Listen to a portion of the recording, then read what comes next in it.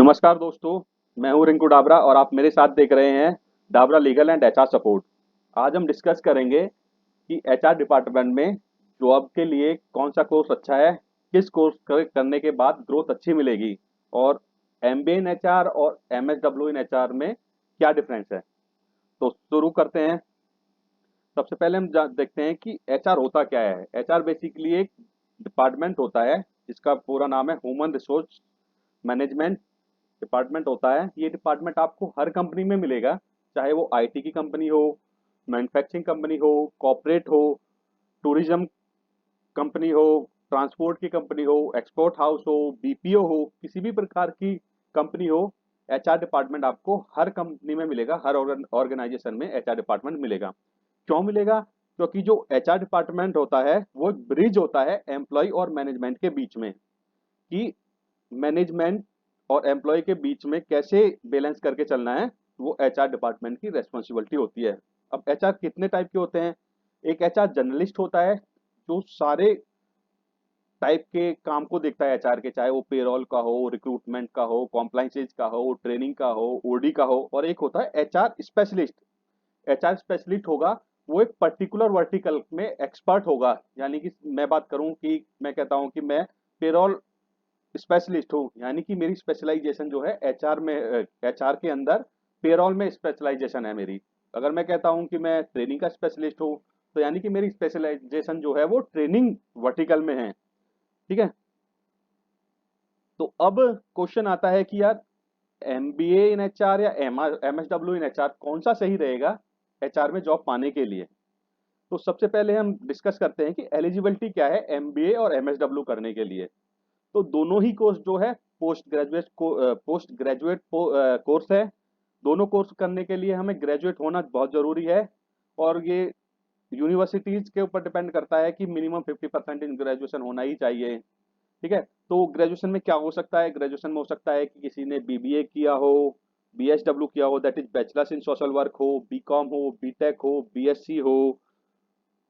Okay. इस type का जो भी ग्रेजुएशन किया हो, उसके बाद हम एलिजिबल हो जाते हैं मास्टर्स डिग्री के लिए, जिसमें कि हम एमबीए या एमएसडब्ल्यू कर सकते हैं। एमएसडब्ल्यू की फुल फॉर्म होती है masters in social work. MBA के करने के बाद हम किस फील्ड में जॉब पा सकते हैं? एमबीए इन एचआर करने के बाद तो हमको मैन्युफैक्चरिंग में जॉब मिल जाएगी, कॉर्पोरेट्स में जॉब मिल जाएगी, आईटी कंपनी में मिल जाएगी, कुछ सर्विस प्रोवाइडर कंपनी जो होती है, सपोज करो कि मैन पावर की कंपनी हो गई, तो उसमें जॉब मिल जाएगी। ट्रांसपोर्टेशन की हो या टूरिज्म की हो, उसमें जॉब मिल जाएगी। अब सेकंड पार्ट आता है कि एमएसडब्ल्यू इन एचआर अगर हम एमएसडब्ल्यू करते हैं एचआर में, तो हमें कहाँ कहाँ पे जॉब मिल सकती है? तो हमको मिल सकती है गवर्नमेंट ऑफिसर्स के तौर पे, लाइक कि मिनिस्ट्री ऑफ सोशल जस्टिस में मिल सकती है, एनजीओज में मिल सकती है, corporate sector for CSR activity, like कि जैसे कॉर्पोरेट ऑफिस होते हैं, कॉर्पोरेट सेक्टर होते हैं, तो गवर्नमेंट का एक रूल है कि पर्टिकुलर टर्नओवर के बाद उनको जो है सोशल एक्टिविटीज कराने के लिए फंड देना पड़ता है। तो कॉर्पोरेट सेक्टर क्या करते हैं कि फंड ना देके अपना ही सीएसआर डिपार्टमेंट एक बना लेते हैं, लाइक कि गरीब लोगों के लिए एजुकेशन स्टार्ट कर देते हैं, इस टाइप से। तो अपना ही सीएसआर एक्टिविटी करानी स्टार्ट कर देते हैं, तो वहां पे जो एमएसडब्ल्यू होगा उसी को जॉब मिलेगी। मैन्युफैक्चरिंग में मिल सकती है। अब क्वेश्चन आता है कि जब एमबीए करके भी मैन्युफैक्चरिंग में जॉब मिल सकती है और एमएसडब्ल्यू करके भी मिल सकती है, तो एमएसडब्ल्यू जो कि एक इतना अवेयर वर्ड नहीं है, इतना अवेयर कोर्स नहीं है, तो एमएसडब्ल्यू क्यों करें? क्यों ना हम एमबीए ही करें? क्योंकि एमबीए सब जानते हैं, सोसाइटी में भी नाम होगा कि इन्होंने एमबीए की हुई है, तो हम एमबीए क्यों ना करें? इसके इसका मेन डिफरेंस है कि एमबीए इन एचआर करके आपको जॉब मिल जाएगी मैन्युफैक्चरिंग में, और एमएसडब्ल्यू करके भी जॉब मिल जाएगी मैन्युफैक्चरिंग में। लेकिन क्या फैक्टर दोनों में क्या डिफरेंस है? सबसे बड़ा डिफरेंस है कि ये जो है कॉम्प्लाइंसिस का पार्ट है। एज पर एक सेक्शन 49 ऑफ फैक्ट्री एक्ट कहता है कि किसी भी कंपनी में 500 या 500 से ज्यादा एम्प्लॉय काम कर रहे होंगे, तो वहां पे एक एमएसडब्ल्यू कैंडिडेट होगा, यानी कि एचआर में कैंडिडेट होगा जिसने एमएसडब्ल्यू कर रखा होगा। बट कोई भी सेक्शन किसी भी एक्ट का ये नहीं कहता है कि इतनी मैन पावर के बाद एक एमबीए वाला ही एचआर में होगा।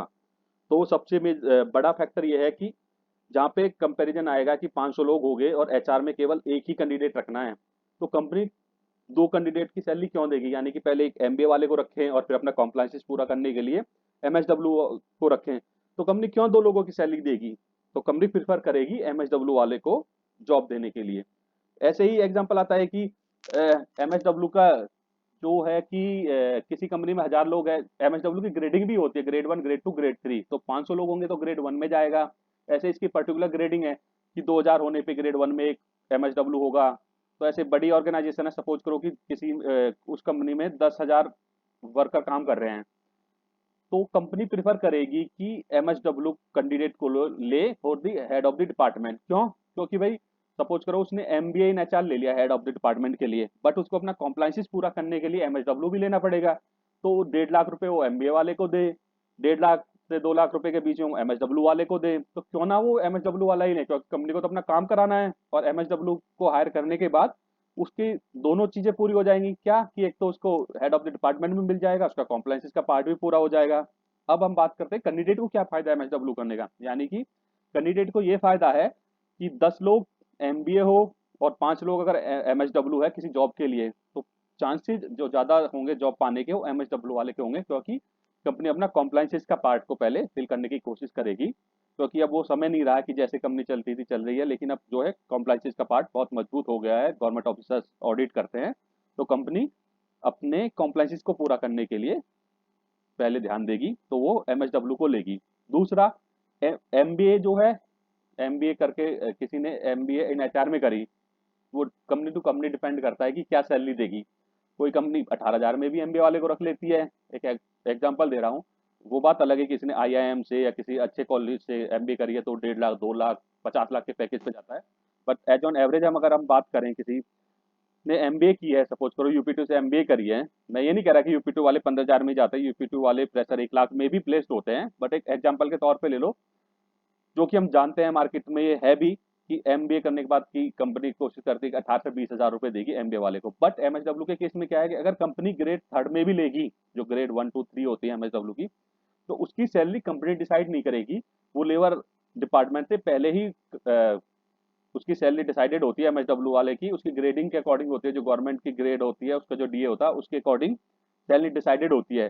तो कंपनी अगर कॉम्प्लाइंसेस पूरा कर रही है, एमएसडब्ल्यू को हायर कर रही है, तो उसको सैलरी भी उसी लेवल की देनी पड़ेगी, यानी कि मिनिमम सैलरी जो है 34,000 के आसपास होती है, तो उतनी सैलरी उसको देनी ही पड़ेगी। दूसरी कंडीशन क्या होती है कि एमबीए को कंपनी ने हायर कर लिया, तो जब कंपनी चाहे उसको नोटिस देके, अगर प्रोबेशन पीरियड पे है तो एज पर एज एग्रीमेंट जो उनके अपॉइंटमेंट लेटर में लिखा है कि 3 दिन का नोटिस पीरियड है, 15 दिन का नोटिस पीरियड है, कंपनी फायर कर सकती है, निकाल सकती है। But in case of MSW, अगर आपने एमएसडब्ल्यू किया और तब आप एचआर में जॉब कर रहे हो, तो कंपनी आपको डायरेक्टली नहीं निकाल सकती। कंपनी को पहले फैक्ट्री एक्ट में लेबर डिपार्टमेंट में इन्फॉर्म करना पड़ेगा कि वो आपको निकाल रही है, फिर आपके रिप्लेसमेंट के लिए उसे नोटिस देना पड़ेगा न्यूज़पेपर में कि उनके यहाँ पे वैकेंसी खाली है, यहाँ के लिए वो हायर कर रहे हैं।